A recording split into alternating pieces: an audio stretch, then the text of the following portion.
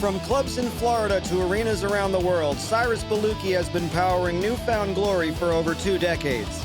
His precision, energy, and signature style helped define the sound of pop punk and solidified Orange County Drum and Percussion's place in drumming history. This is the Fully Vented Podcast. Now here's your host, Jared Fallon. Welcome to the Fully Vented Podcast. I'm your host, Jared Fallon. Today's guest has been driving one of the most influential bands of the pop-punk era for over 2 decades. His hard-hitting style, precision, and stamina helped define the sound that filled arenas and inspired a generation of drummers. Along the way, his custom Orange County drum and percussion kits became just as recognizable to drummers as the songs themselves. Today, we sit down with the man behind the kit. Please welcome Cyrus Bolooki.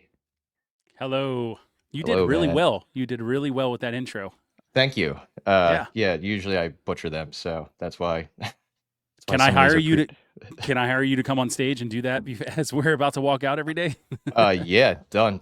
Cool. Yeah. Quit my job tomorrow. I'm ready. There you go. So again, man, thank you for joining us. I'm excited to dive into this because I don't think you can talk about Orange County drums and percussion without your name being mentioned in some way, shape, or form. So. Yeah, man. Look, that is so flattering that you would say that because I'm sure we'll get into it, but I can tell you the drummers that made me want to go O.C.D.P. And much like our band Newfound Glory, I don't think we ever started thinking that we would become a household name, but then everybody wants to kind of attribute that. And it's insane because I'm still now doing what I love and just having fun doing it. And, for it to now almost 27 years now later, for it to still be going on is insane. And then to have people like you, want to talk about me is just crazy.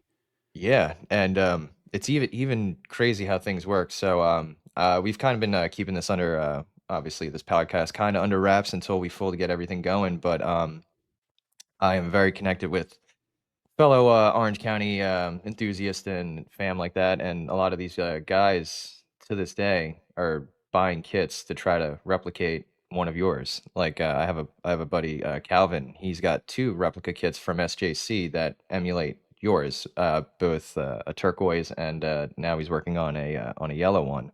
But it's even just wild to this day. Like, yeah, man, just always wanted a Cyrus kit, and I'm finally at a place, and like you said, 27 years later, and he's finally doing it. And I'm like, to me, that is wild of just how time just didn't seem to exist, Yeah, it's crazy. And then, of course, I can't help but notice what's behind you, which are replica kits from Travis Barker. That obviously he was one of the guys that was there before I got there, and obviously one of the reasons why I went towards Orange County.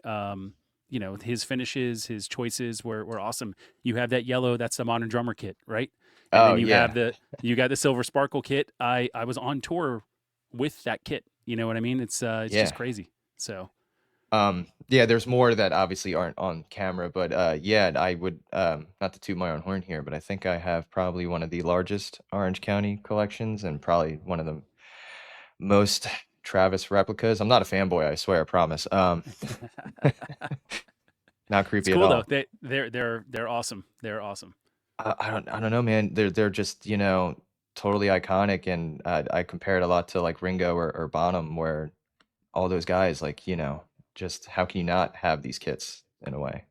So. Yeah, and it was just a time I think where in music everything was becoming more accessible, and obviously Blink had a lot to do with it. Bands before Blink in our genre, your Offsprings, your Descendants, your I don't know, even Green Day's, like they weren't doing anything as flashy. So it was really just about the band. And then all of a sudden when Travis comes out, it's about every kit is just a different look, a different story, and pushing the envelope, and that's and then you would, if you could get your hands on one of the Orange County, like the flyers, the pamphlets they used to have, the little catalogs, if you want to say, you had, was it Cottonmouth Kings, the Lou Dog or whatever his name, he had the bicycle, right? Yeah. Yeah. And then, other people like your Chad Sextons, it was always sparkle and it was always just flashy. And then people started talking about the vents, not only on the snare drums, but on the kick drums, like the holes and how many you could do or where you could do them. And I mean, the list goes on and on. It was just so cool and so kind of inventive, right? Yeah, absolutely. We're totally going to dive into all those details, but I'm going to hit you with some rapid fires. And let's do it. Let's rock. So, can you describe OCDP in a few sentences? Orange County Drum and Percussion, You Dream It, We Build It. Was that actually one of their? Uh, Yes. yes, I Um, think it was. that and only limitation is your imagination. Imagination. Yeah, yeah, exactly. Still So remember it. Yeah. you don't really need much more than that because that's all it was. Literally, they just built drums and kind of whatever you wanted, they would either already have done it and know how to do it or figure it out. Yeah, right on. Can you describe a vented snare, and is there a song you recorded that captured that sound the best? Describe a vented snare, very loud, very unique, and hard to control. And then, can I describe a song? Ironically, no, one of ours, probably not, because anytime we worked in the studio with a producer, they would be like, "Yeah, no way, we're not using that drum." It just, it was too, it like stood out too much from the rest of the kit, and it made it really hard in a studio setting to have it translate, right? So I think the only person I can think of that might have used one is, I think Abe from the Deftones talks about, Yes. and he's still on stage, I believe, uses an Orange County snare, a vintage Yeah. snare. All of his records too. Every time, my theme is every time I ask this question, whenever somebody asks me describe a vented snare, I just say white pony every Yeah, time. for sure. Yeah, For sure. So maybe it was that producer. I don't know if that was Terry Date or not, but I like think it so. was. Yeah. Yeah. So maybe he's the only one who knew how to capture it. Everybody else was like, yeah, we'll do, and then insert famous drum here, Black Beauty, or hmm some kind of old Tama wood snare, or something like that, or like a Or the bell brass, hundred or the $100 Ludwig Acrolite that everybody, which of course I have and use all Yeah, the time. Yeah. yeah. Yeah, I think Terry Date is one of those guys too, because he did Limp Bizkit, and I think he did Stained as well. Really dialed in that vented crank snare sound. So, Yeah. um, did you ever visit the physical shop? If so, can you describe it? All the time, all the time. I was fortunate fairly soon after I got my first Orange County kit, which is reminiscent of the one over your, is that your left shoulder, the Silver Sparkle? Yeah. Yeah. So I got a kit just like that. We could talk about it. How everybody thought I just ripped off Travis, but whatever. It was very soon after that I was able to go to the factory because I had moved out to Southern California, and so I was down in San Diego area, and it was up in Orange County, and not too far. So I would go there all the time, literally. Before a tour, after a tour, I would hang out with Josh Lamb. We'll talk about him. He was the first guy hmm that kind of was my rep, if you want to say, and I would hang out with whoever. If Daniel was there, Daniel Jensen, and the random builders that would come and go, but they all seemed to be fans of my band, which is cool. And I'd love to see what they were working on at the time. There's always something cool. Oh yeah, like kid in the candy store. I mean, who wouldn't want to go hang out, right? Yep, and they would love to talk about it. That was one of the coolest things. The builders would love to tell you like the new thing that they had never done before.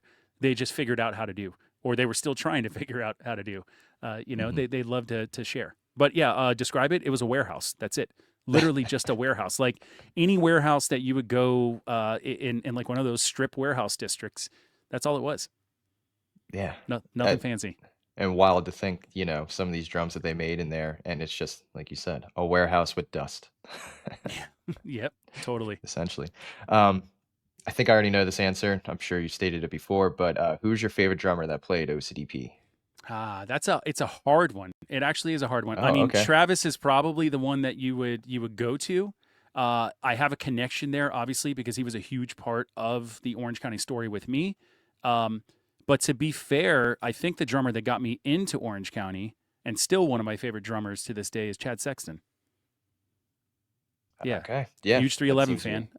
Yeah. And he was an Orange County guy through and through, and he was one of the first. So Yeah, and I mean that snare sound, everybody again talking from other builders, they're like once everybody heard, anything off the Blue record or they just heard that snare sound, it was like game over. Everybody just kind of flocked to Orange County.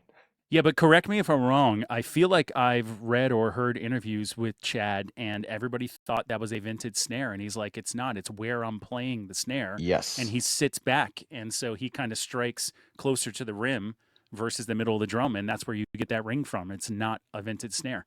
Yeah, apparently the two tricks are it's not again, not a vented snare. It's he uses a coated ambassador and it's how he hits it. Like you said, he Yeah, kind of sits back and it's almost like not hitting the center of the drum, kind of, Yep. off of it a little bit. And it's, Yeah. again, I feel like if you put him on any kit, he could make that same sound. Yeah, and he still kind of does with the company Yeah. he's with now. So Yeah. I think it might have been a free floater, but yeah. Anyway, moving on, man. So how did you remember, when did you remember hearing about Orange County for the first time? Or how did you get connected with OCDP? so two different questions, two different answers. I Yeah. heard about them probably like everybody else. I was just saying, seeing 311, getting into 311. I got introduced to 311 a little later in their history, like the Blue Album, like a lot of mainstream people. And then, kind of deep dive into them. And Sexton was using a whole bunch of Orange County kits. I loved the way, obviously, they sounded so unique, but also the way they looked. He was a sparkle finish guy, and I absolutely love sparkles. And then at the same time, you had John Otto was using them, Adrian Young, and Travis Barker. And it's like, again, the sparkle thing caught my eye because at that time, my first kit was like a Pearl Export that was just a satin black, kind of like what's over your other shoulder. It's like, or maybe it's a Pearl Black, so it was shiny, but still, black kit, very standard. And then my second kit was, and I still have it to this day, it was a DW, but it was a stain. And it was cool, and it sounded awesome. It was way better than the Pearl Export, but there was nothing flashy about it, right? It was like a burgundy kind of stain. So, just the wraps. It was the sparkle wraps. To this day, even with the SJC kits that I use, I really do just prefer a sparkle wrap. No matter what I'm told I can do, or even what I think about doing, I always revert back to these sparkle wraps. Yeah, that's kind of been your thing. Like, Buddy Rich always had a white marine pearl kit, and Yep. I think it's cool that you just kind of follow that theme of, hey, it's got to be a glitter. Like, it's almost weird to see you live and not have a glitter kit at this point. Yeah, for sure. And I've had obviously non-glitter kits. I've had different types of kits. I've done an acrylic kit before. Yeah, I've had actually two of those. One of those did not end up well because it broke. And the second that happened, I'm like, you know what? This is probably a reason why I shouldn't be using these, or at least touring with them. And then I've had kits that are not, sparkle, just kind of either a stain or just like a solid wrap, and it just doesn't do it for me, And Hmm. it's the silver glitter was what started me. That was my first kit. But then, going through, we can talk about that you mentioned the yellow kit that somebody was trying to get SJC to recreate. That yellow kit, it was a yellow sparkle kit that I had made 2003. We were going on tour on the Honda Civic Tour with Good Charlotte. And I have pictures of me playing that kit where it literally looks orange. And it was something where I noticed then that the sparkle, depending upon like the light show and stuff, it could actually take on different kind of looks, and it just looked amazing when you actually had production and lights hit it. So, nothing against what Orange County was doing and ended up doing, but again, I'm a classic guy. Yeah. I'm going to take a moment to actually tease our Patreon over here since we're going to be talking about some of these kits. But you're going to be joining us for our exclusive bonus segment where we're going to tell a story and share about one of your kits personally, and hear about what drums you still have in this storage unit. Yeah, So I'm there's a lot. curious to see. There's a lot. Yeah, of course. Before you realize it's one of those things too, you just accumulate stuff and you're like, where did I get this? I don't remember this.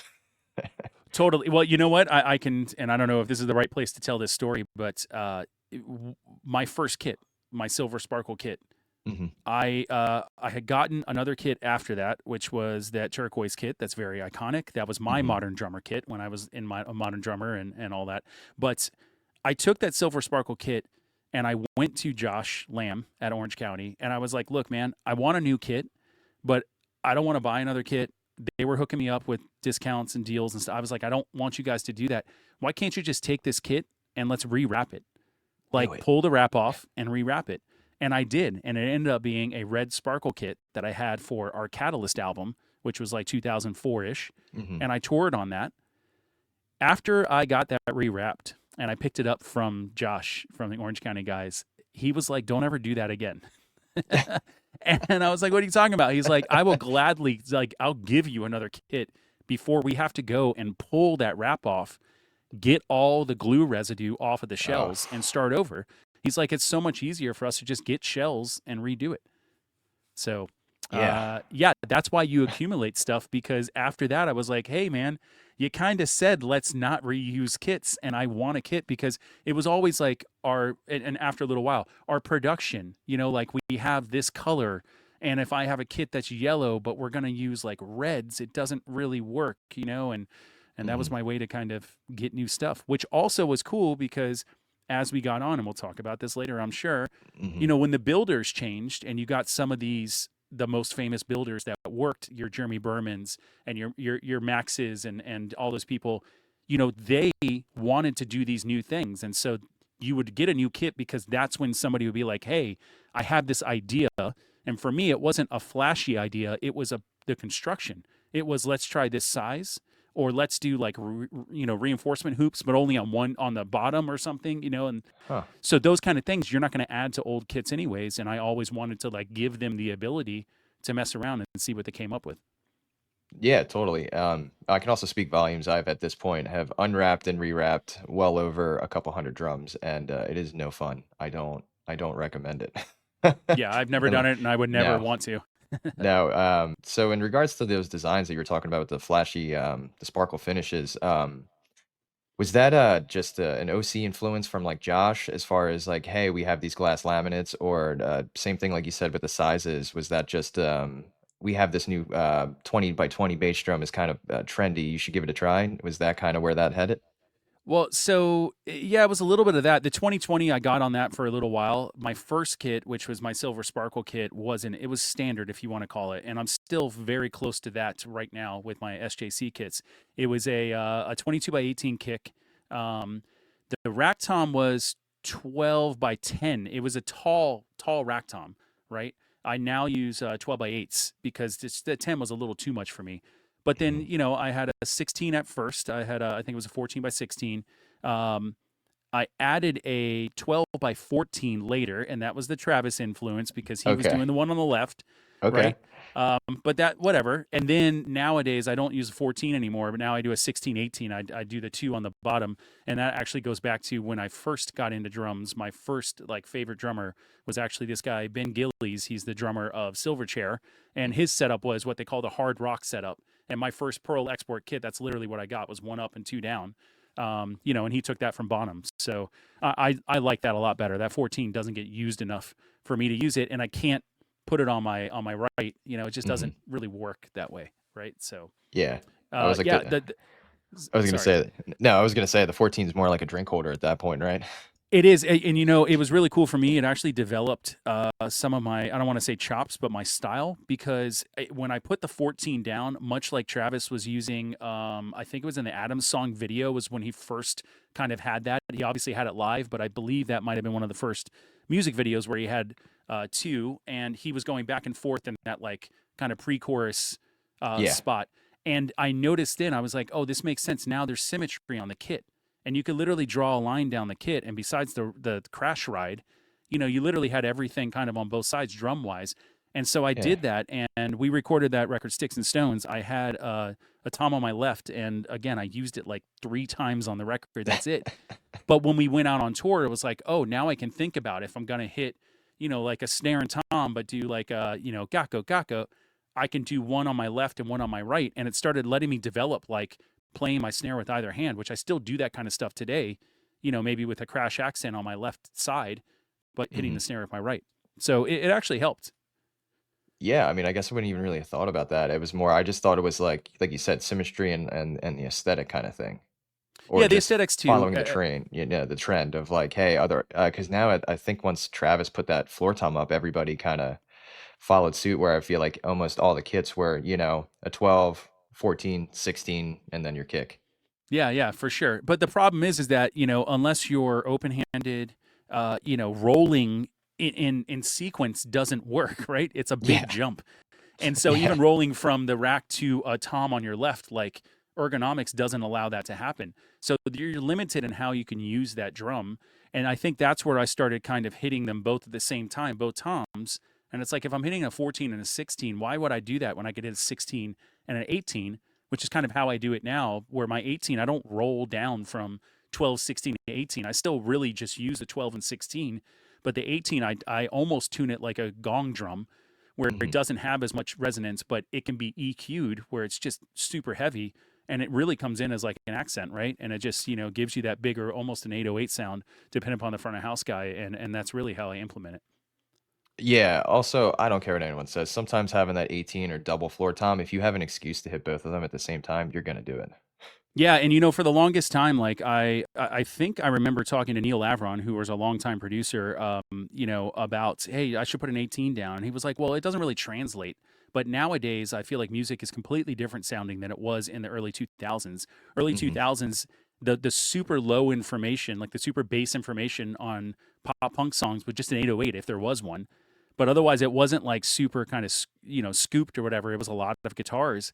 Nowadays, it's changed. The kick drum is very in your face, and there's a lot of low information. And so, you know, those 18, you can hear it. And every Hmm. record now, I have an 18. And in fact, even I have like a vintage Gretsch kit that I use on a lot of records because back in the day, that's what I was using. Even though I was an Orange County guy, you know, in the studio, again, you would just use whatever drums either they had or the drums that like the producer was like, these are going to work and we don't have to worry about it. So I've been using a lot of like 80s Gretsch kits and they sound amazing, but I don't have an 18 because they didn't really have one, or at least the kit that I have. So now I'll put up an 18 SJC or something and it sounds great. And you know, we'll throw that in there and I'll use it exactly like you say. You just it's an excuse to hit it and it sounds awesome when you do. Yeah. With the side note on the Gretsch kit with the round badge, I know you've been using it as of like you said recently, but was that a Mike Fasano thing with Catalyst? Yeah, totally. It was Catalyst, Sticks and Stones. I don't believe we used the Gretsch. Mike Fasano has a whole bunch of pork pie stuff, and we were using Oh a lot of yeah. his pork pie, like this black. I think it was like a black glitter pork pie kit that I'm sure Travis ended up using in the studio as well. There was a bunch of stuff that Blink did with the pork pie drums that Fasano had. They just sounded amazing. They really did. And to this day, I mean, Fasano has one of the greatest drum collections I've ever heard and seen in my life. Oh wow. Yeah, Yeah. we had Bill Dunamore on and we were talking about him. I'm like, I got to get this guy on because I don't think everybody realized like he was Jerry Finn's guy, like his drum tech guy, and just kind of um, you know, responsible for those sounds. Like I think Take Off Your Pants and Jacket, he used the toms for that black kit you're referring to. Totally. Yeah, I had so many discussions and conversations with Mike Fasano. He drum teched our first three records, our self-titled Sticks and actually four because he did Coming Home as well. So Oh, self-titled okay. Sticks and Stones, Catalyst, and Coming Home. Some of those records I did end up using Orange County. Coming Home, that was all Orange County. It was a completely different kit. It was actually, ironically, a Black Oyster kit. I think I had them put a sparkle in there, so they like threw flakes on it and then did an acrylic wrap on top. But Huh. anyways, that's besides the point. But yeah, Fasano talked to him a bunch about what he used, and he would always just mix and match anything. So it was like, let's try this kick drum with these toms, those the stain DW toms I was talking about. I had that stained kit. We used those toms on a lot of Catalyst, but not the kick. It was a lot of the pork pie kits. And you know, he told me about yeah with Travis. I went in the first time we recorded with Mike Fasano, and I was like, I want to sound like Travis. So you're gonna take this drum and you're gonna crank it, you know, like a snare. And he's like, that's not how I got that sound. And I'm like, what are you talking about? It sounds like a piccolo or something. He's like, no, it's not really that as high as you thought, right? And I feel like Hit or Miss, one of our first big songs.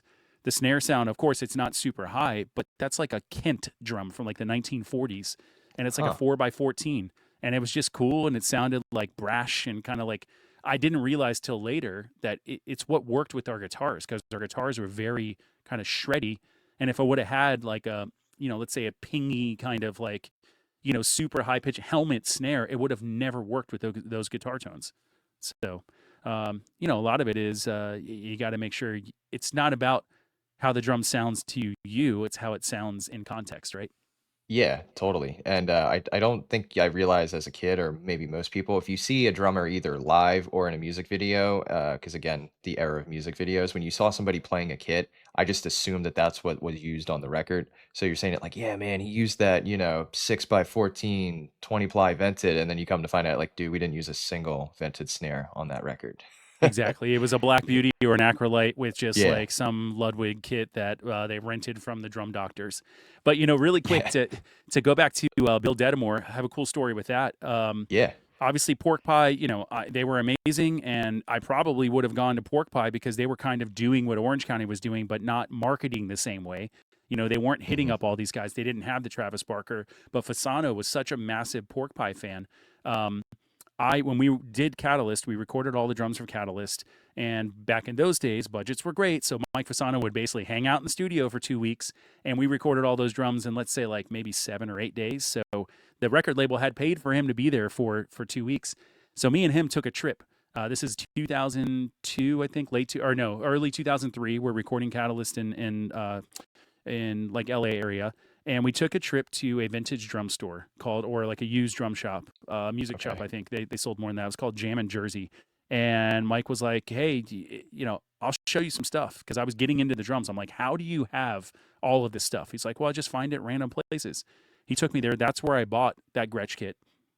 I bought whole bunch of random stuff. I think I got an Acrolite as well. I found like a 1940s WFL, like 15-inch snare drum, like a 14 by 12 Sparkle. It still had a Remo Starfire, like the gold kind of, pinstripe head on it. And Mike was like, you should get it because you never know if you're going to want that marching sound, which of course I've never used to this day. But the point of the story is that all these drums, except for the metal ones, obviously, all the wood drums, he went and brought them to Bill Dedamore. And Bill basically recut or sanded down or kind of, just looked at all the edging on all the drums. He did some stuff with my Gretsch where it still had like the tom holder on the top of the kick, and he plugged it because I didn't want that. So it would have like a little more sustain. And so basically all these drums that I have, Bill has touched and in some ways probably made them sound even better than they could. Wow. Great guy there and obviously very knowledgeable. And, I will go on record again by saying that Fasano is one of the greatest drum techs I've ever experienced. And what he can do to those drums are just insane. Oh, totally. And everybody forgets too, he had a role in playing what was the Remo head he helped design? Was it the X, right? Yeah, Emperor X, which I still Emperor use X. to this day. Yeah, right on. Yeah. I mean, how cool is that? Yeah. And he brought some in, and we used them on, I don't know if it was Catalyst, but I remember when he was doing, that kind of like, just the testing for it and really into it. And he was like, hey, what do you think about this head? And explained what it was. And yeah, I mean, if I would listen to anybody, I'm going to listen to Fasano because he's dealt with so many different drummers and everything to him was crazy. Everything was a vibe. Like I was always like, what's your technique? And he's like, I don't know, man. It's just a vibe. And I'm like, that doesn't help me at all. Like I want rules. I want like steps, And he's like, no, you just have to like feel it, hear it, And every time we would like talk about a song and what drums to use, I would be talking with Neil Avron at that time and Fasano. In my head, I'm like, okay, we're gonna use this drum or this cymbal, and he would always pick something else, and I'm like, that doesn't make sense. And he's like, dude, I'm telling you. So like one of our biggest songs, or our biggest song, one of the biggest songs, All Downhill From Here, which is on Catalyst. If I remember correctly, the rack tom is a 10-inch rack tom. It's not like a 12. You would think it would be 12 and 16. It's 10 and 14 that I had on that.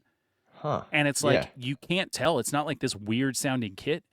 And he was just like, I think it's cool. We're going to do it. It's a vibe. Right. And I'm just like, why? And he's like, just trust the process, man. And it worked. Yeah, I mean, even just look, as a fan and just listening to, I mean, Catalyst is my favorite record you guys have ever put out, but like just listening to that, I wouldn't have ever thought that it would have been a 10 and a 14, For sure. Yeah. When we're done, I can look up. I have that was one of the other cool things that Fasano did for me. He showed me the first time we ever worked with him. He knew I was a massive Blink fan.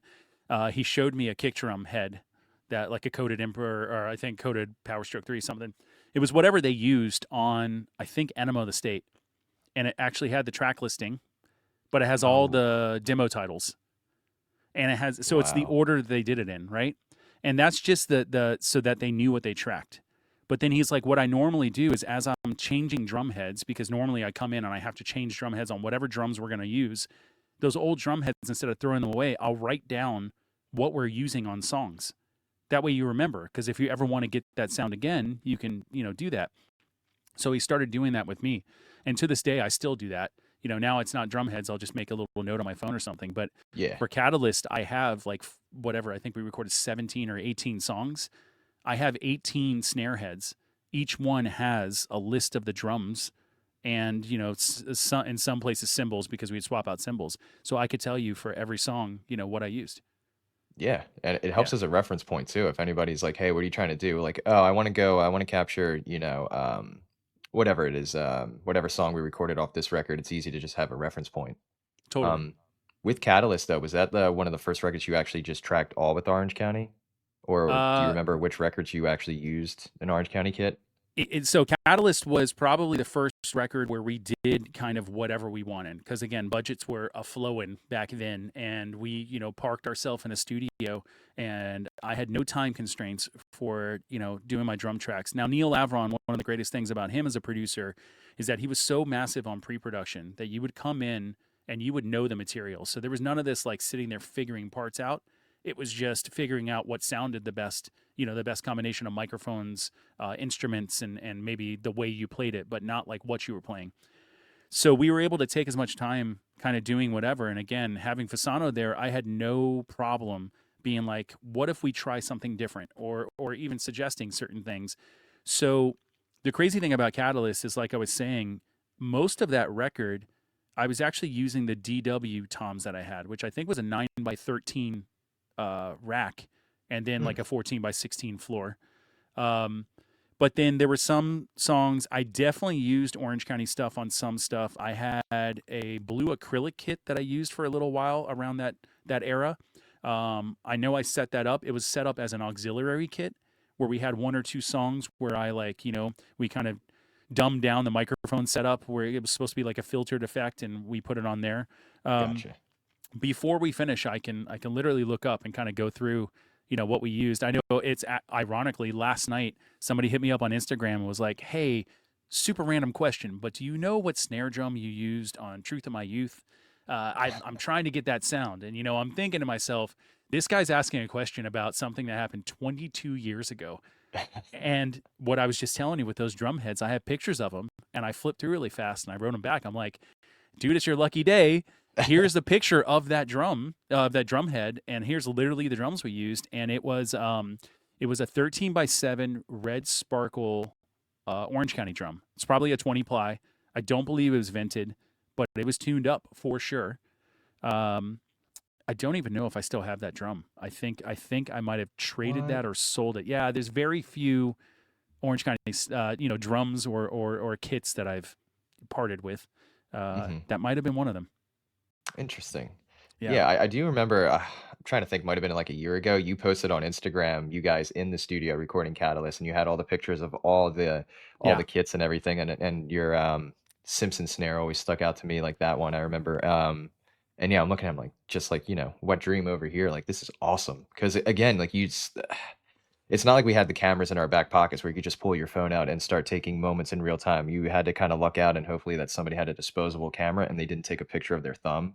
And you had to wait Yeah. how many weeks to get it developed just to be like, well, here's Cyrus's ass the whole time. Like, I have a lot of blurry pictures from that yeah, session. right. But yeah, one of the coolest ones is what you're talking about with the all the drums. I do have to add in that Simpsons snare you're referring to. We did use it on at least one song, I believe. It's actually not my drum. Uh, Ooh, I okay. bought that drum. I gifted it to my drum tech at the time, my live drum tech at the time. This guy, Declan Dwyer. Happy belated birthday, Deck. It was his birthday last night, yesterday. Yeah, Deck was my drum tech for like the first couple of years of our band. He's awesome, but he was a massive like Simpsons and Family Guy fan, and it's funny because my Orange County kits weren't that kind of crazy or flashy, but that was the first flashy thing I ever did.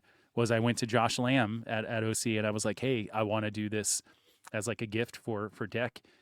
Can we do something with Simpsons? And again, this is like 2002, 2003. The internet is there, but it's not. There's no AI or anything. Oh And yeah. they sourced some picture and they were able to print it and wrap it or possibly paint it. But I think print it, and that's that Simpsons snare that Deck still has. Oh yeah. So to my knowledge, there's two of them that ever Okay, existed. So yeah, essentially what they did was found an image, I'm assuming just on Google Images. Was that even really a thing back then? yeah, I don't Trying know. to trying to think. But yeah, they found that image, they printed it on essentially laminated paper, wrapped the drum, and then lacquered Clear the coated ever it. living. Yeah. Yeah.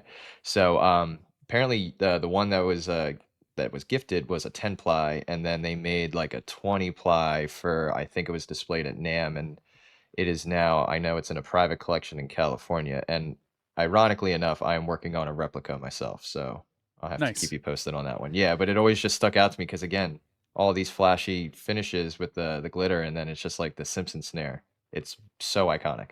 Yeah, yeah, totally. It was cool. It was when it was done and I was able to gift it to Deck. I was proud of how it turned out. And again, back then it was like you just gave the idea and they figured it out for you. Nowadays, it's like if I wanted to do that, I would go find the image and I would like give it to them and say, how do we need to format it and all that stuff. But Hmm. back then it was just you tell them and they would just work on it in their lab in the warehouse and then Yeah, it would show up.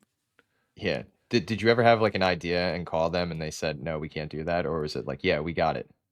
No, I don't think because I was never that crazy. I wasn't gonna go do the Lou Dog thing from Cottonmouth Kings and do a Yes. bicycle or anything like that. I just wanted drum sets and I wanted them to sound good, right? That was my biggest thing. Is like you could have a drum set that looks awesome, but if it doesn't sound good, what's the point? I Yeah. remember talking to Fasano about and I'm probably going to butcher the name, a yacht or a yachty or whatever you say it. A yacht. Yeah. Yeah, a yacht. So MXPX was using them back in the day, and I think Tucker from Thursday was using them as well. And Yes. they had the wood hoops, the butcher hoops, right? Hmm. And I was like, I want one of those. I want one of those kits. And Fasano was like, you're going to want that kit until you break the hoop and then you're going to be Yeah. hating life because you broke the hoop, right? And I'm like, oh, dude, I didn't think about that. He's like, yeah, wood is not as forgiving as metal is, right? So no bash to those kind of drums, but that was my thought process was, just like you have with all the kits behind you, they're all the same. Maybe the shells are different, not only dimensions, but maybe they're different thicknesses. But I'm looking at that, and you have three with 50% offset tube lugs, which was like, or two, yeah, Yeah. 50% offset lugs. Two of them are the block ones, and two of them are the tube. That was Yeah. what they did back then. I Yeah. mean, that And was it. what's cool about back then they didn't have, so tube lugs were typically only meant for a snare drum. So if you actually look at the tube lugs, they're double ended, so you could actually feed a tension rod through the other side. Gotcha. Which, Yeah, because yeah. again, yeah, they were never meant to go on kits. And Orange County's like, I mean, who says you can't? Yep. Yep. So yeah, that was always the look that I always liked about it too. You either had the Baltimore lug, the square lug, or the tube lugs. Yeah. And of But course, I had some of both. And I even went as far, and we can talk about this too. I went past the OC days into the Guitar Center days when it turned into like the Talon or whatever you want to call it. oh yeah, no, we're definitely Yeah. gonna get there. I just wanted to back it up just a little bit. So you said producers, or we never really used the vented snare sound in the studio just because it never really worked, or just couldn't get that. They're not a very versatile drum. I don't think people realize that it does one thing and one thing well. But how would you just describe from like maybe a text perspective, like, or a front of house guy, how are they live? How did the drums hold up? I mean, they're just loud, right? And I would apologize now in retrospect to most of those sound guys back then because it's not like we were playing stadiums, right? So we're playing these small clubs, and I'm using a vintage snare that is probably like, you don't even have to have it in front of house. It's that loud, or at least it's that sound is in every single microphone. But to be fair, I mean, the rest of our instruments, we would turn our Mesa Boogie amps up to 11, and everybody, it would just be the loudest stage you've ever heard, which of course is different nowadays. Most people use in ears, and Yeah. there's not even a lot of amps on stage and all that stuff. But it was I wanted the vintage snare because I had heard other people or thought with Chad Sexton, I thought I heard people use it. It was that sound. And, I felt like with our music that was faster and more aggressive, it was going to be awesome. It was going to work perfectly, right? So, Hmm.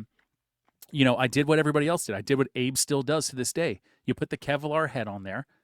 You never have to change it. Yeah. You can try to like muffle it if you want, but it's gonna do whatever it wants to do, and you're gonna feel that, and it just translates. It's like it's tight, it's just reboundy, and it's loud and proud, and rings for days. But it was fun, and it was a thing. It was definitely that was what everybody did back then. Yeah, you just had to hope that a lug didn't snap on the snare drum. Sadly, these Baltimore They lugs, the do. square lugs, they never held up on a snare, even No, to this no. day. And especially when you would just, I mean, the way you tune those things is just crank them. That's it. You just turned it up tuned it up as much as you could. Yeah. Yeah, there was Oh, no yeah. like if you tuned it low, it sounded horrendous. It's not like a Black Beauty or one of those other drums where you can just kind of deaden it and it sounds good. No, this was like it had to be like very pingy, right? That was Hmm. the sound.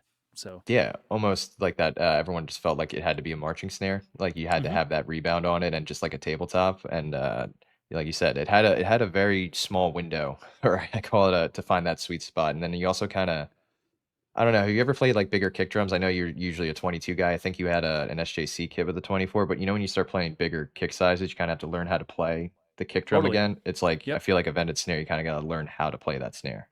Yeah, exactly. I actually had a couple 24s, Orange County 24s. I went up to that size after Catalyst because we used some on the Catalyst record. We actually used Fasano's got I think a 28 inch.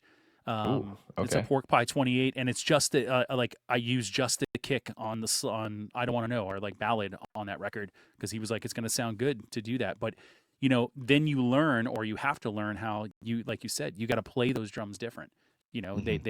They don't sound the same if you like dig into them. You got to kind of let them develop and stuff. So, yeah, I mean, with all those, except for the toms, I guess, but with all those drums, it's like you have to learn the drum and learn how it feels and how it sounds and how it's going to respond. And that's where some drums just don't work with certain people, or certain styles, I guess.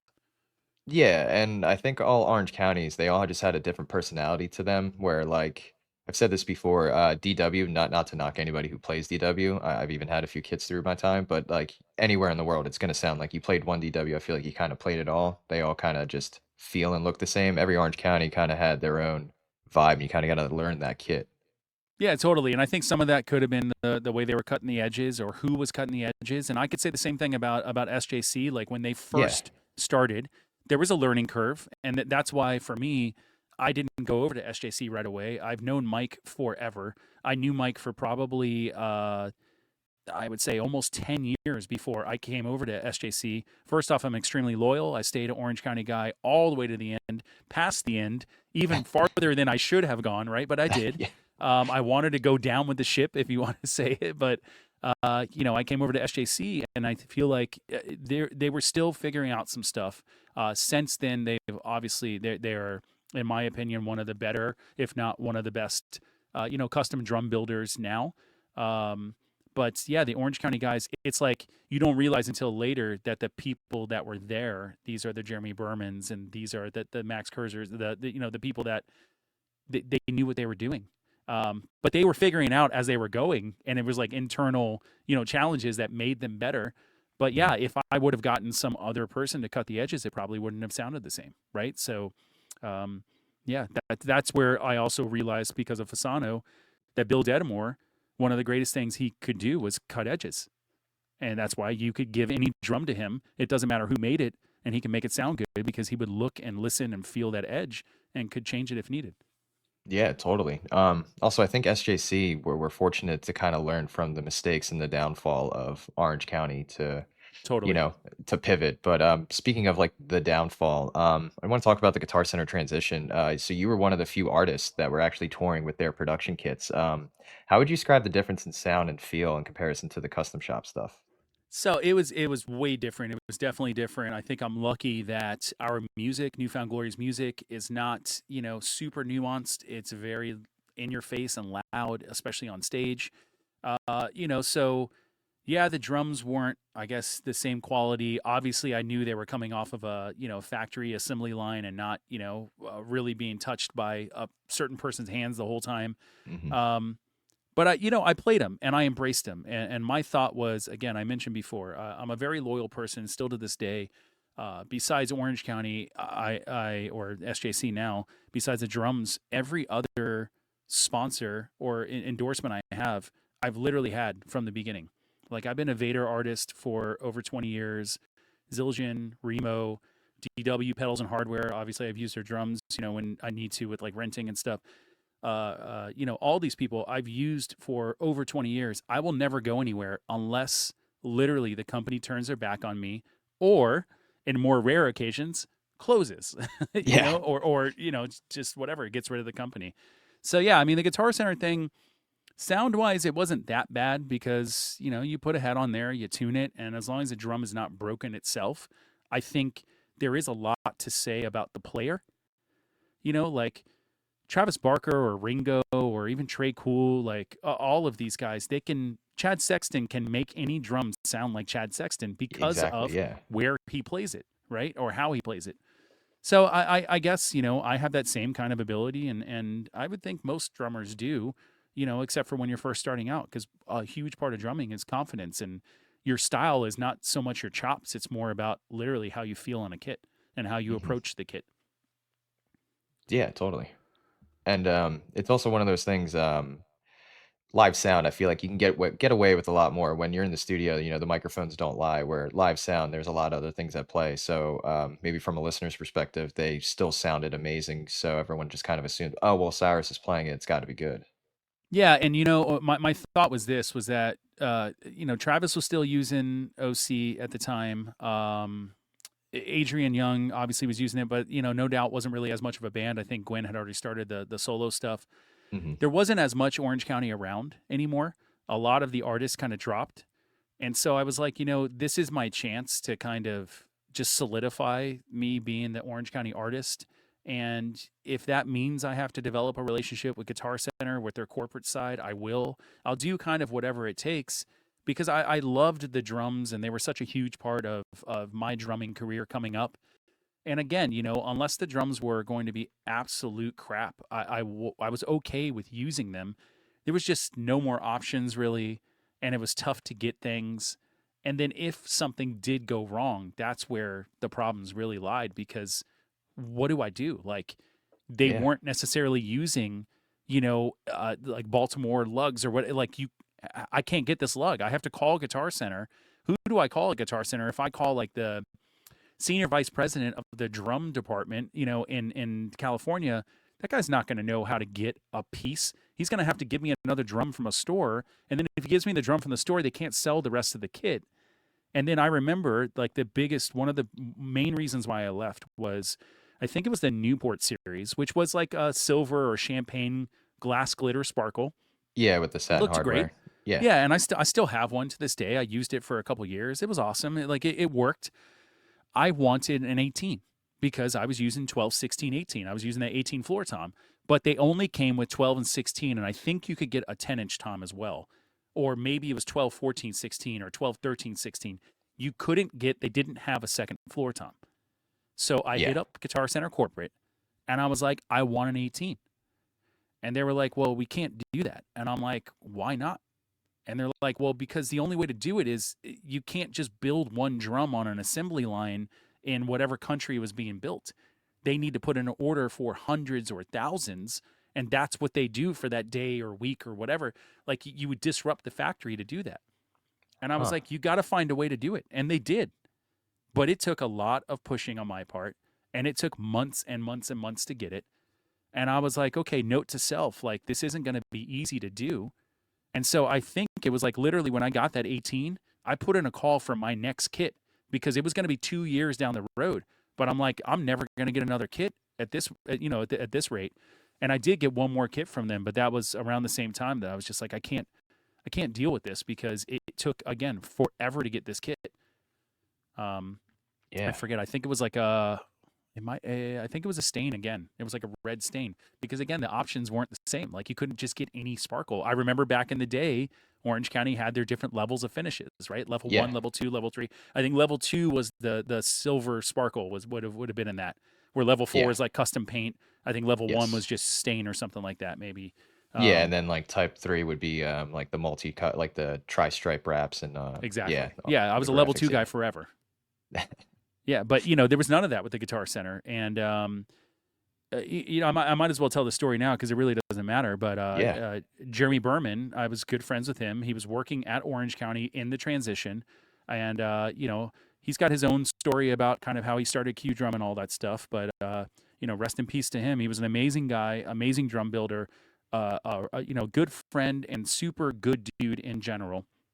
He called me one day, and I remember talking to him pacing. I think I was out back of a studio that we were recording at, and he was just like, "Dude, I gotta like warn you about what's going to happen here." And what he was telling me was how you're not going to be able to get things done. It's all going corporate, and that's when he revealed to me what he was doing for Travis, how he was still building Travis's Okay. kits. Okay. And I know it's not necessarily big public knowledge or whatever, but yeah, he was building Travis's kits for the longest time. And that's how the Orange County name stayed, was with Jeremy building the kits, putting Orange County on there, even though at the time Jeremy had Q Drum, and would basically build Q Drum kits, but put Orange County stuff on there so that the Orange County name lived on. But you could not get that kit from Guitar Center. There's no way. That's No. not the same kit. They can market it as the same kit, but it's not. And Jeremy told me, he was like, it's not going to be easy to do this. And I was like, okay, but I'm loyal. I'm going to stay. And he's like, it's all good. I just wanted to make sure that I told you that. And he did. And, the very end for me was when I told them that I was going to leave. And, I forget exactly what I was trying to get done. But again, I think it was trying to get a kit, or when I had gotten this kit, this last kit, this like red, it was a red stain or something like that. It wasn't right or something, I forget, or one of the drums was like the wrong size, and I was like, here we go, it's gonna be like a year to like fix this or something. And I told him, I'm not gonna do this, I'm gonna go to a different drum company. And then I heard through the grapevine, Adrian Young reached out through somebody and was like, well, we can get Jeremy to build a kit for you, and like basically telling me we can do that. And I was like, that's not what I'm looking for. Like, I Yeah. need a drum company, right? And I'd rather now go to somebody who's trying to do what Orange County does, even if it's not as good, because at least I know like the mentality is there, and the ideas are there, and like the drive is there. And I don't want to knock the Orange County guys. I probably would have done what they did, maybe even earlier, because obviously that's a choice that I'm sure everybody that was involved in the deal, the licensing sale, whatever it was, that changed their life. And what they did was great. And they probably could not sustain what they were doing at that level. So they probably got out at the right time. But, for me, I knew I still had a career and a long career ahead of me. And I had to kind of like put myself, prep myself for what I would need to do to continue to, keep it at a level that I needed to. Yeah, and it breaks down to like logistics too. When you're actually touring, you need something that is reliable, and you can't have, you know, somewhere in the world be something go wrong, or it's not even the size that you ordered and you're trying to make it work, or like we'd said earlier, you could match the like backline gear. Black works for everything. Like now you're dealing with maybe a color that doesn't work with the lighting or the album art, whatever it could be, and it's you can't be relying on calling Jeremy, in a pinch, like, hey, I need you to build me this tomorrow. It just doesn't work like that. Yeah, and also it's like I'm not trying to do that to Jeremy because he was doing his thing with Q and he had his own qualms with kind of the corporate side and what he was going through. And I'm like, I don't need to be part of this. I respect what Jeremy did. I respect all of the Orange County guys. And if Guitar Center is going to be behind it, then so be it. They were a massive, and they still are a massive conglomerate, right? They can sell Hmm. drums. Travis will sell those drums. It's not like I had my own custom kit. I was never going to have my own custom kit, to sell in stores or any of that stuff. So if I wasn't part of it, it wasn't that big of a knock to the company because everybody already knew the brand. And then also it's like, you also have to think about if the quality that somebody is getting when they walk into a Guitar Center is not the same as the quality of what I'm using on stage, it's not really fair to do that to a consumer, right? Because there Yeah. wasn't much being like there's no reason why a company would go out and admit that kind of stuff. They'd rather just kind of not hide behind it, but just let it be unless somebody wants to question. And then with SJC, it's like I have a kit and that kit was built by somebody. And if you want to get a kit, it's going to be built maybe by somebody different. You can get it to look exactly the same. It might not sound exactly the same because no two drum kits really do sound the same No. unless you go get their tour series, which was the same as like the Newport series or the Avalon series or whatnot that Orange County had a Guitar Center. They give you these different price points. And there's a reason why these custom kits, whether it's Orange County or SJC or any of these other builders, cost so much is because it's, there's a lot of time spent on it by an actual person crafting it. Yeah, totally. And so you also like you see all these artists were leaving, not even in that time when you were still with Orange County, but previously like Adam Willard had left, Chad Sexton had moved on. Then I know Brandon Steinekert had moved on. Josh Wills, I think, moved on too. And it's like you're seeing all these guys just move on. Did you eventually have to have a conversation with Daniel and say, "Hey, I'm done with this"? I'm not even going to be able to remember the full conversation. I might have just at that time, because even Daniel was so busy with Travis and all that stuff, with the Yeah. Blink stuff or Boxcar or whatever he was doing at the time, plus 44. Um, I might have just called the Guitar Center people because honestly, I wasn't dealing with Daniel. I would see Daniel in the beginning. I saw Daniel all the time, but it was because I went into the shop. Daniel's a great dude. We toured with Blink way back in the day. One of the first big tours we ever did. Blink is, obviously very much responsible for a lot of our success. They brought us out on a amphitheater tour when we were nobodies, and at that time Daniel was teching for Travis already, and I broed down with him a lot, and he hooked me up with a lot of the endorsements I have, and we were just we were tight, and he's a great dude still, awesome. But Josh Lamb was my guy, and Josh Lamb was one of the salespeople at Orange County, and Josh was the guy I talked to. He was also my age, Mhm. so I would hang out with him. Not much on tour because he was always in the shop, but I would call him and talk to him when we were off tour. And Josh left before the whole merger and all that stuff. He kind of moved on and did other things in life. And so then I kind of lost my contact. And again, I wasn't going to call Daniel. Daniel's too busy. So I just called the shop, start talking to people at the shop. So by the time it got to Guitar Center, I was talking to Guitar Center, like corporate people, and I was dealing with them, and they were all nice, but corporate is corporate, and sometimes it's a Yeah. numbers thing, sometimes it's this, sometimes it's that. That's where you start learning about. For me, I learned about assembly lines and how unless it's an order for 300, or whatever the number was, they're not going to be able to do it. And I was like, well, make 318-inch, floor toms. You could probably sell them. And they're like, but it's not there. The market's not there. So yeah, I think I just called Guitar Center and was like, that's it, or emailed them or whatnot, and I was fine with it. I don't think Yeah. anybody was really really pushing to try to get me to stay. Besides the email that apparently came from Adrian, which I appreciate that. I've talked to Adrian a couple times, maybe hung out with him once or twice, but never really hung out with him much. So he wasn't really part of the whole Orange County, even though I knew he was owner or part owner or part owner. Yeah, there wasn't relationships there. So Yeah. I mean, that's what I was asking if like you had to have that conversation because, like you said, you built up a relationship, and Josh Lamb wasn't there anymore. But I didn't know if you had a standing one with Daniel where you could just be like, "Yeah, man, I just can't do this anymore." no, and in retrospect, maybe or in hindsight, maybe I should have. Daniel, again, great dude. His wife Kirsten is awesome. She's Zildjian. She's been my Yeah. rep for 22 years now. Um, so nothing but love there. And I've conversed randomly. I don't really see him that much or any of that. I don't live in California anymore, so I can't really run into him.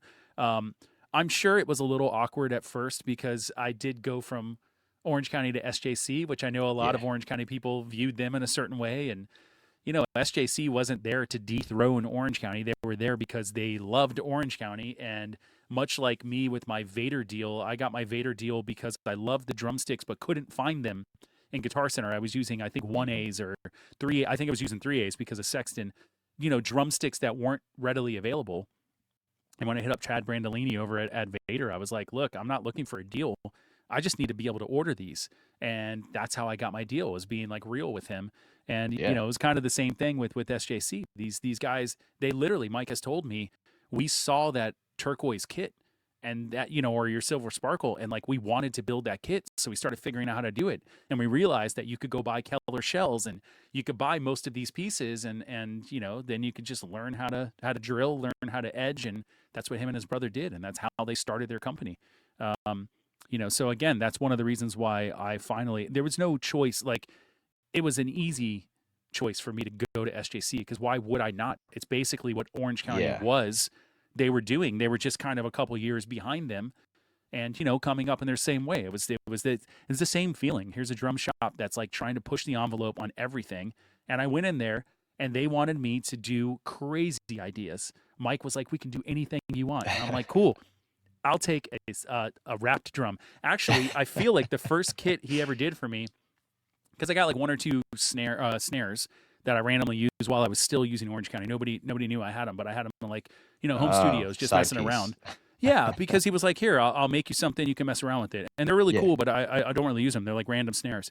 The first kit I got from them, I shipped it over to Europe. We were going on a UK tour. And I was like, hey, what's your favorite newfound kit that I've ever had, like Orange County kit? And he was like, that turquoise kit I absolutely love. And I was like, well, cool. I don't want that kit again because you can't make that kit again. It's just not going to work. Yeah. So let's do something reminiscent of it. And so we did a turquoise stain kit. And it was super cool. Again, it's not a glitter, so a little weird, but it was a stained kit. And that was the first kit I ever got from them. I think it might have been for like the 10th anniversary of our Sticks and Stones record. Actually, it could have been, or it was right before, because then I had them make me a Sticks and Stones anniversary kit. This would have been 2012, an SJC kit, and I brought that on tour, and that was like a hybrid acrylic and also wood Yeah. shells, and I they did remember some that one. really cool stuff. I gave them like the artwork files from the original record, and they did some cool things. But with SJC back then and still to this day, I'm like, I don't want, and this is a running joke between me and Alex Shellnut from Day to Remember, and the rest of the Day to Remember guys too. I don't want the Donkey Kong kit. I don't want the Jaws kit that Jake from 4 Year Strong had. Oh Why? yeah, Because no. I don't think they sounded good. They looked awesome, like the Back to the Future kit that I think it was We the Kings might have had or whatever. Like, The DeLorean, great yeah. idea. But open up a huge like flap on your kick drum, and A, it's gonna sound like crap, and B, it's gonna break. So just give me a regular kit. So I told SJC, I told Mike, I was like, look, I'll come over, but don't expect anything crazy from me because I want standard kits. And the funny thing is, when he made that Sticks and Stones anniversary kit, looked awesome. The kick drum broke. Why? And I Oh, told him, because it's a hybrid kick drum. You can't give me one solid piece of wood.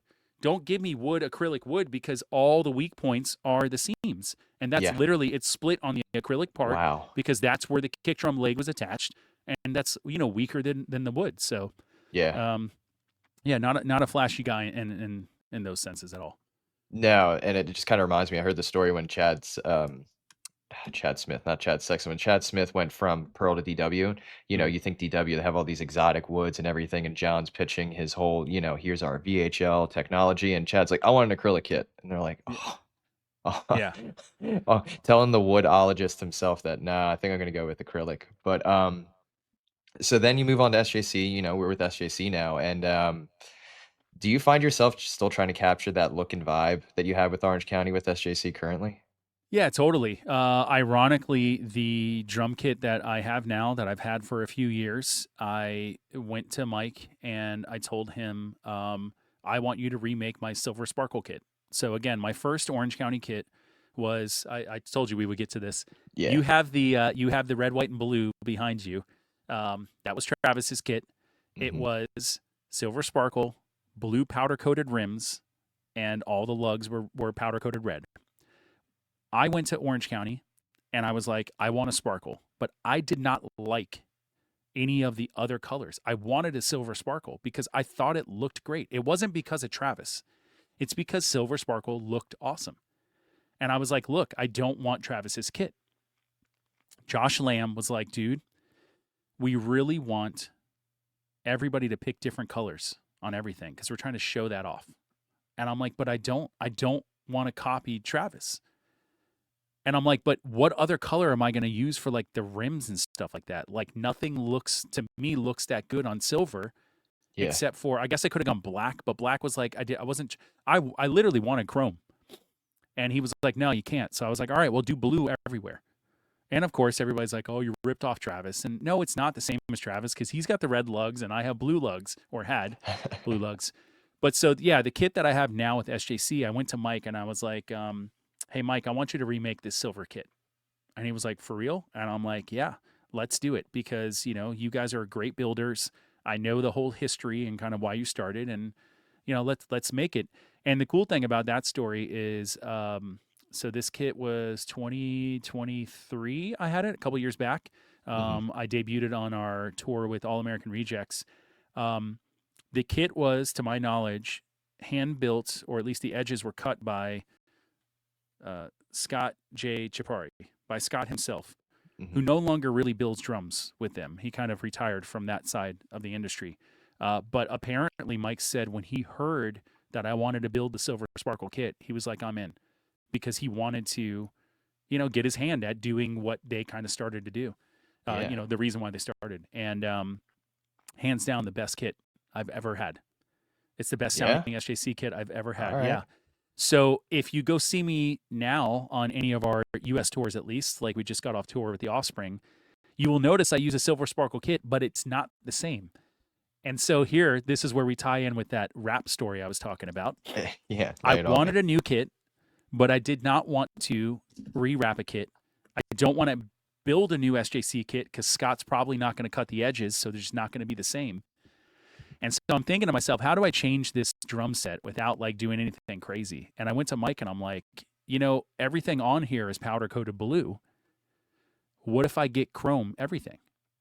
And he's like, yeah, cool. Do you want to send the drums in and we'll swap everything out? And I was like, no, just send me all the parts. I'll swap them out. And so I finally got what I wanted in the beginning with Orange County, which is chrome hardware all around The kit you originally wanted. You with the finally got Silver it. Sparkle finish. Yeah. And it was great because I, again, swapped all the hardware with Buck, my current drum tech. Buck and I took a day right before the Offspring tour. I took every piece off by hand, me and him, and swapped it. And it was so fun to kind of like deconstruct and rebuild the drums. And it looks like a completely different kit. And it's super cool, classic. Of course, it sounds awesome. But that's the current kit I have right now, which is just Silver Sparkle with chrome hardware everywhere.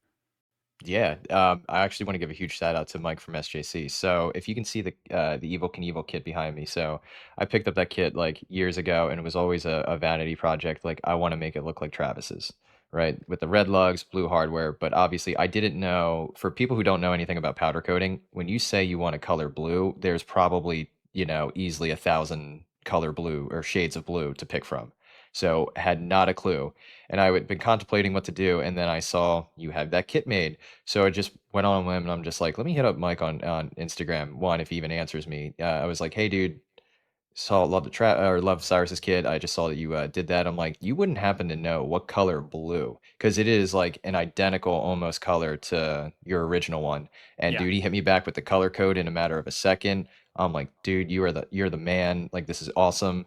And then ironically enough, I'm actually working on a replica of that kit of yours as well. I have the sizes. I now have the color code. So huge shout out to Mike because I was years trying to find a color for that. That's sick. Yeah. So if you want the exact OCDP dimensions, you got to do a 12 by 10. It has to be a 10-inch deep rack tom. I got it. I already got it. Yeah. 12 by Yeah. 10, 14, 12 by 10, and then I have the 12, 14 on my left, Mhm. and then 14, 16 on my right. And they have to And be, they can't be legs on the floor tom. They're all rims mounted. hanging with the rims Yeah. mounts, and also the kick drum is 1822, right? Yes. Yeah. Yes, it is. All right. And then you got to do, an ebony drum head with the two 6-inch holes on it. Six I inch, have but bro- I was What's gonna that? say, yeah, no, I was gonna say it's funny you mentioned the ports. I'm like, yeah, why did the turquoise kit notoriously did not have the double port, but it didn't have the 6-inch ports. They were actually smaller, and that is one detail that to this day always stuck out to me. Yeah, so I think it was two reasons. One, everybody was doing the 6-inch, so I was trying to figure out what to do, and I didn't want to do tons of holes. Hmm. I think, I don't know if it's hit or miss the video. Most people don't know this, but the actual hit or miss video, like the newer one, if you want to say, the one that was off of our MCA Records release, I think I used a blue sparkle kit, and that was actually Yes. Josh Lamb's kit. It was his Yes, it personal was. kit. Yeah. If I remember correctly, I think he had 3 small holes on it, like the triangle shape. I might be wrong about that.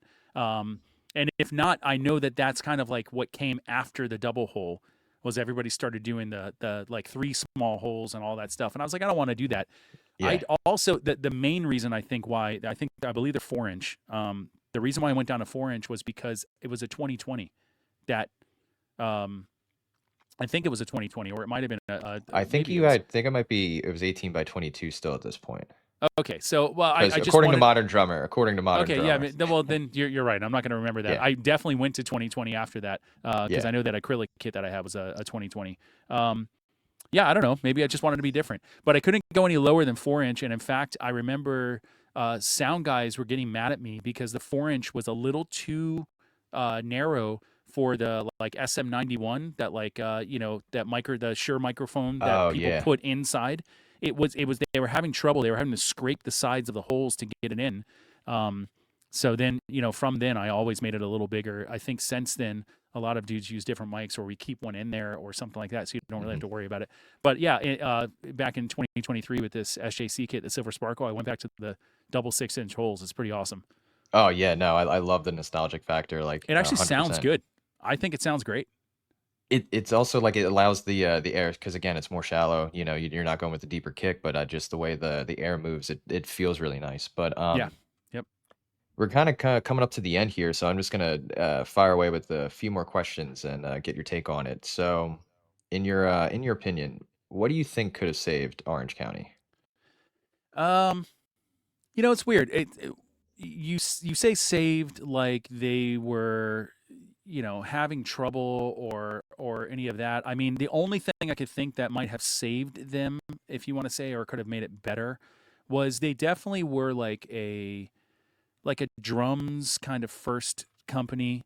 And when you could get the sense when you went in there that they weren't like looking at the numbers every day, they were just trying to do cool stuff. And now knowing Mike Chaparri for so long from SJC, and of course he's been very public about a lot of this. You can see a Hmm. lot of it on the internet. A business is a business, and no matter what industry you're in, it's hard to sustain a business. And sometimes you have to make hard decisions where you look more at the business itself and more at numbers than you do the actual product, right? Or it's kind of, you have to walk a fine line between.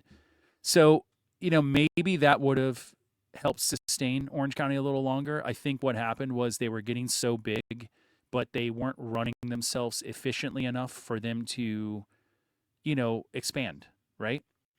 And so like the cost of moving the warehouse or changing the size of it or even upping their workforce, that wasn't something that they really cared about.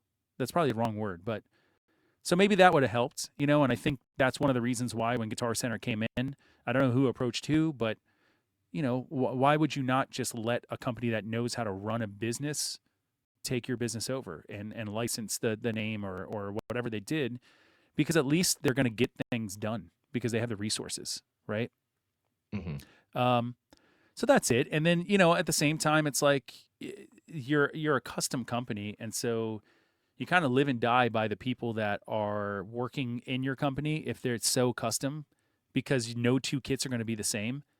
And so maybe there were builders that were there that were no longer there, and it was hard. You couldn't just grab anybody off the street. They needed to like apprentice for a while, and there's probably a lot of factors that went in, and a lot of things that people wouldn't know about, and maybe you should never know about. It's just it is what it is, and there's an allure to it, and I'm just very happy that I was part of it, and I feel like I was definitely part of it in the heyday, and I got a lot of great kits and a lot of cool stories, and just there's so much of my drumming career was based on playing Orange County drums. Yeah. Unfortunately for Orange County, they, like you said, joining a company that knows business. I don't think Guitar Center was necessarily in the best spot at that time either. And then, coupled with competitors and the housing market crisis, I think it was just those structures were never set up into place, and it just, you can only hold on for so long, and then it just something had to give, and Yeah. sadly that's what it was. But do you think that if Orange County was still around today, you'd still be playing them? Oh, totally. I mean, I said it before. I'm a loyal person, so they're the only reason why I would leave a company is if they turn around and like turn their back on me, and kind of shaft me, or if the company ceases to exist. Otherwise, I get it. Economics are economics. You know, the business is business, and I've definitely dealt with all of my sponsors for a long enough time where times have been good, times have been bad. COVID was COVID, and they've been really cool about me. It doesn't mean that I sit here and I get everything for free all the time. It doesn't mean that I pay full price for everything. It's a mixture of all that stuff. And, I try to rep companies whenever I can. I'm very proud to use whatever I use. There are definitely some companies that I've used in the past that I no longer use because I didn't really believe in the product. So I'm just one of those people that I don't try to sell myself for those things.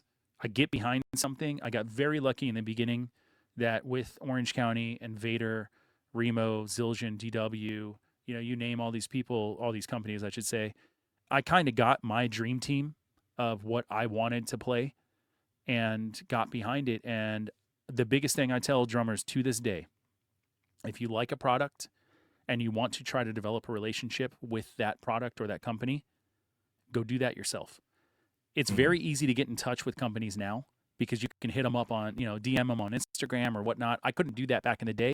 It was like maybe an email, sometimes an actual, I think I literally mailed Chad Brandolini from Vader a letter, and he still has it up on his office because I just, cool. again, described who I was, said straight up, I'm not looking for a deal because I'm not the drummer of Mighty Mighty Boss Tones. I'm not Chad Sexton. I'm not Josh Freese with my own stick or any of that kind of stuff. I just need to buy them, and I'm having trouble, and can you help me out? But I still to this day, I am the face. Like, even if a drum tech is like, hey, should I order? I'm like, yeah, I'll do it. Just remind me. Yeah. Or managers are like, do you want me to reach out? I'm like, no, let me reach out first. And then if they need something, they can reach out to you. But I always just establish this. You go through me. And I've had so many reps tell me that, like, unfortunately, it doesn't happen like that. Usually it's a manager reaching out, and like they'll do it because they have a business to run and they're trying to sell their product. But it's never the same kind of relationship, right? When it's with somebody else or, with like an intermediary. No, and you said you listed the companies, DW, Remo, early on, and you said people, like right there. You know the people behind it. You're not just Totally. emailing this big company and expecting, hey, give me X, Y, and Z. You have that relationship with them. Yep. Yeah, Yep. actually view them as people. Shocking, Yeah. right? No, for sure. And it's like crazy because I don't expect anything from them.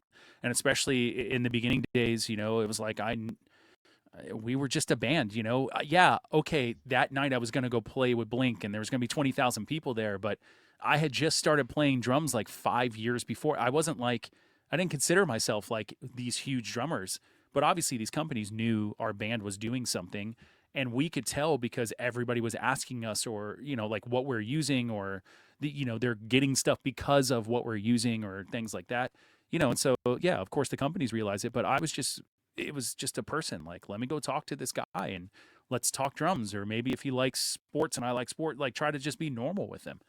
hmm Yeah, Yeah, no, that's great. I wish more people would do that. totally. So this is kind of the end, man. I'm gonna leave you with the final question before we head over to our Patreon. But Okay. did you understand at the time that you were part of what was going to become a legacy in the drum world? No, not at all. Definitely not at all. I mean, I was just stoked to have, a company, Orange County, O.C.D.P, that like I knew my favorite drummers were using. And then again, I had a relationship there. And so it was cool because I could go, if I wanted to order a kit, I would drive to the warehouse. I would go sit down with Josh Lamb at the time in the early 2000s, and we would think about kits.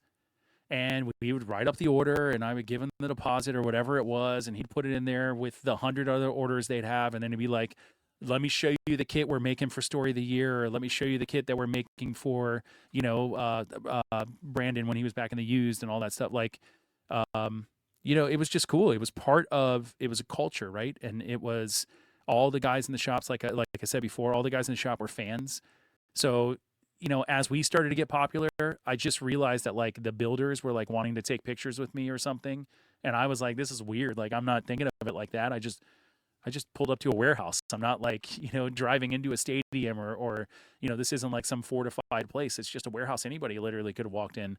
But they would make great drums and they sounded awesome. And then again, as years started to progress and we got like your Jeremy Berman's in there, he would, like I said, he would suggest things. So one of the kits I have, I didn't bring it here because it's really hard to pull out of storage. I have it in Yeah. boxes. It was a stained kit. It's like, I don't even know what they would call the stain, but it's like a cream kind of stain. But I mentioned it before. It was Jeremy and Max worked on that. There was reinforcement hoops on, I believe, just the bottom. And it's weird because I would have thought it would have been the other way around. Let's put it on the top. And they Yeah, were like, same. no, we're not going to put it on the top. We're going to put it on the bottom. It's going to give the bottom head more resonance, which would then give the entire drum more resonance. But it's not, I don't think it's going to change the pitch, which I believe reinforcement hoops a lot of times will. I don't know if they bring the pitch up. So he's like, we're Typically, just yeah. trying it. Do you mind if we do that? And I was like, yeah, no, please do, by all means. You know, and it was like, I started to get into that kind of things. When I started to like run out of ideas on sparkles, it was like, what else can I do that's different? And they're like, well, we can start doing this cool stuff like inside your drum if you want. And so I definitely got some cool kits like that. And, you know, it's fun. I mean, I have right behind me, this probably can't hear. This is a Jelly Bean like practice kit that I had them make.